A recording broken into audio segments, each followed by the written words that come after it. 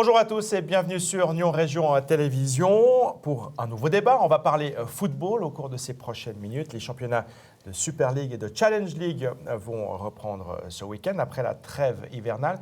Il faut encore patienter un tout petit peu pour le Stade Lyonnais et pour l'US Terre Sainte, mais on est déjà en pleine préparation. Alors que faut-il attendre de ce deuxième tour? Pour en parler, 4 invités autour de cette table. Du côté du Stade Lyonnais, il y a Sébastien Bichard, l'entraîneur, et puis Stéphane Guy, le directeur sportif. Bienvenue à vous. Ali Gocoq, le président de l'US Terre Sainte, est également présent sur ce plateau. Et puis Tim Guillemin, journaliste à footvo.ch, qui connaît très bien évidemment tout ce qui se passe au niveau des ligues dites inférieures, mais où il y a du mouvement et où ça bouge tout le temps. Petit point de la situation tout d'abord avec vous pour le Stade Lyonnais. On l'a évoqué dans l'info, vous êtes actuellement 13e là, de la promotion Ligue. L'objectif pour ce deuxième tour, c'est évidemment donc de s'éloigner de la zone de relégation, d'assurer votre maintien le plus rapidement possible. Oui, alors déjà, effectivement, c'est d'assurer le maintien, ça c'est important, mais je dirais que ça passera par le contenu. Je crois que c'est un de nos objectifs de club. Dans la restructuration du club, c'est d'amener du contenu et d'essayer d'être cohérent dans ce qu'on fait. Donc on veut du contenu et bien sûr on voudra des résultats parce qu'il va falloir qu'on chiffre aussi la qualité du jeu proposé et puis aussi je dirais la volonté sportive de mettre des jeunes joueurs et de mettre en avant un projet sportif. Alors pour Terre Sainte aussi, sportivement, ce n'est pas forcément un premier tour idéal que vous avez connu.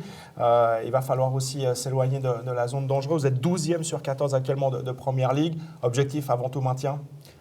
Mais quand on dit qu'il faut vite éloigner, il ne faut pas oublier qu'il y a à peu près une dizaine d'équipes exactement dans notre situation. Donc à 2-3 points près, bien sûr, nous voulons bien faire, encore beaucoup mieux que la première tour.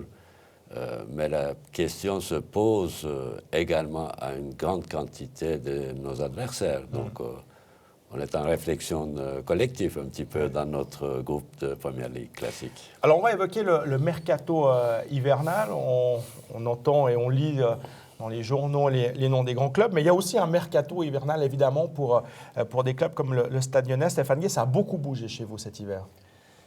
Évidemment, c'est clair que pour tenir dans cette Première Ligue promotion, il faut vraiment des joueurs de qualité. Maintenant, bien sûr, on a fait un premier tour avec les joueurs qu'on avait à disposition, qui ont quand même bien fait leur travail. Mais aujourd'hui, avec Sébastien, Luis Pereira, on recherche maintenant vraiment à jouer les hauts de tableau. Donc aujourd'hui, on doit avoir des joueurs renommés qui viennent de ligues beaucoup plus hautes et puis qui ont envie de faire vraiment un gros travail de qualité, d'entraînement, de sérieux dans leur vie aussi privée. Donc aujourd'hui, on est en train de structurer cette équipe pour arriver à ce niveau-là. Voilà, c'est nos objectifs et qu'on montre vraiment une image du club qui est saine et une équipe qui travaille, vraiment. Il n'y a que comme ça. Tim Guillemin, vous suivez donc de très près justement ce football vaudois. Beaucoup de mouvements donc au Stade Lyonnais. Oui, la problématique elle est un peu la même pour Terre Sainte que pour le Stade Lyonnais. C'est-à-dire que même en travaillant bien et même en faisant un bon deuxième tour, le risque de chute, il est quand même là parce que cette année, il y a vraiment de la concurrence. Que ce soit en Promotion League ou en Première Ligue, il y a des bonnes équipes derrière les deux équipes dont on parle. Si on prend la Promotion League, le Stade va se battre avec Zurich 21, avec Saint-Gall 21, avec Carouge, qui sont des équipes qui ne voudront pas couler. Donc il va falloir non seulement bien travailler, avoir peut-être le petit peu de réussite qui fait la différence. Et oui, le mercato était bon au Stade Lyonnais. J'étais impressionné par les noms qui sont arrivés, qui viennent de bons clubs, des gens qu'on connaît, avec des bons parcours, comme Emiliano Echegoyen, qui est un défenseur du FC Bienne, un défenseur solide de Challenge League, qui débarque à Nyon. Oui, il y a de quoi faire. Le Terre Sainte a été stable. J'espère que ces deux clubs vont se sortir, mais la concurrence, elle va être là. C'est des bons championnats de lesquels ces deux équipes évoluent. C'est pas moi qui vais vous l'apprendre, mais c'est un sacré business finalement, hein, ce mercato. Comment faire venir des joueurs dans son équipe? Comment est-ce qu'on va chercher justement un joueur qui était en Challenge League au premier tour? Comment on le convainc?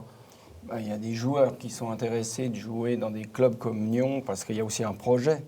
Il y a aussi déjà il y a un bon entraîneur, faut quand même le dire, qui a une ambition, qui a une façon de travailler, qui fait qu'aujourd'hui, sur le terrain, on montre quand même un jeu un jeu attractif. Aujourd'hui, n'importe quelle équipe qu'on a rencontrée au premier tour, il n'y en a aucune pour laquelle on peut dire non, ils ont été supérieurs à nous.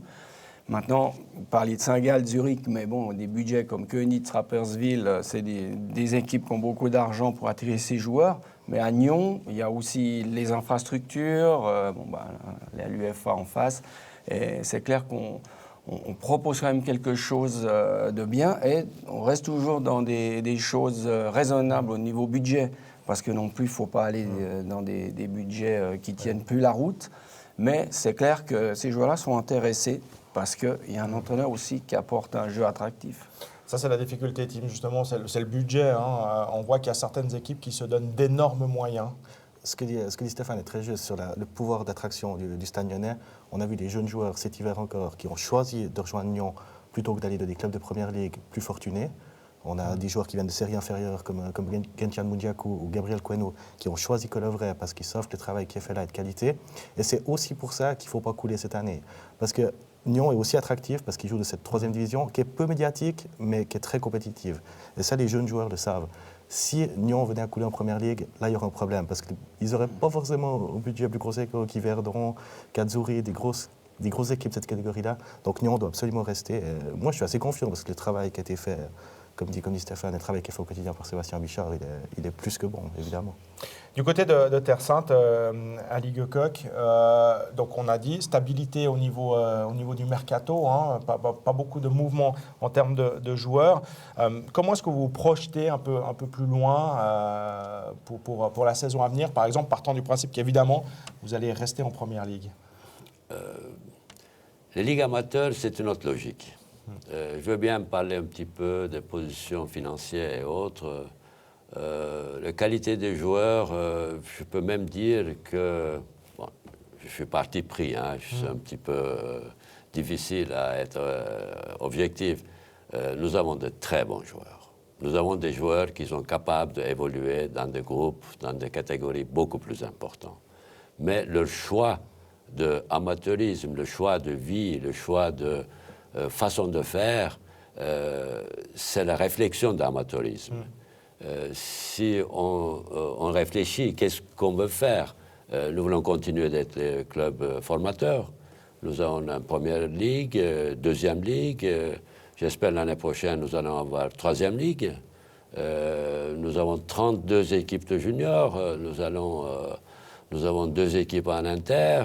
Nous venons de perdre une équipe en inter et puis une 4e les plus jeunes, les cadets, les Andais en formation de groupe élite régional. Donc, si sur cette équipe de D, si on arrive avec une élite, laisser Inter, B-Inter, A-Inter, et puis les continuités, ce sera très bien. Bien entendu, il ne faut pas oublier la formation des filles qui est l'objectif phare de ASF l'année passée. Malheureusement, là, on a été un petit peu boiteux. Nous avons perdu nos 2 équipes de juniors filles.